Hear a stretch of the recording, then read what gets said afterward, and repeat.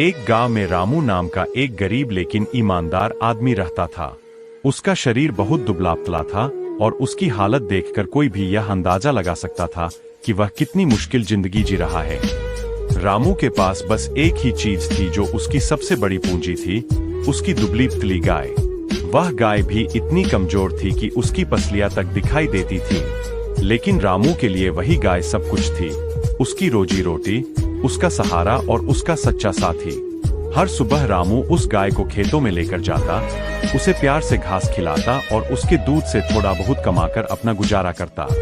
गांव के लोग उसका मजाक उड़ाते, अरे रामू, ये गाय है या हड्डियों का ढांचा? लेकिन रामू मुस्कुराकर कहता, मेरे लिए यही भगवान का दिया हुआ खजाना है। एक बार गांव में सूखा पड़ा, लोगों की फसलें बर्बाद हो गईं। कई अमीर किसानों की गाय और भैंसें मर गईं, लेकिन रामू की गाय किसी तरह बची रही, क्योंकि रामू ने अपनी रोटी से भी पहले उसे खिलाया। धीरे धीरे समय बदला, गांव में फिर से हरियाली लौटी। रामू की मेहनत रंग लाई, उसकी गाय अब स्वस्थ हो गई थी और अब वह ज्यादा दूध देने लगी थी।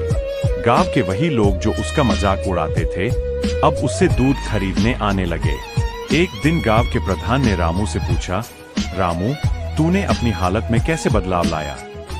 रामू ने मुस्कुराकर कहा, जिसे दुनिया बेकार समझती थी, मैंने उसी में भरोसा किया। जब आप किसी चीज से सच्चा प्यार करते हैं, तो वो भी आपको जवाब देती है।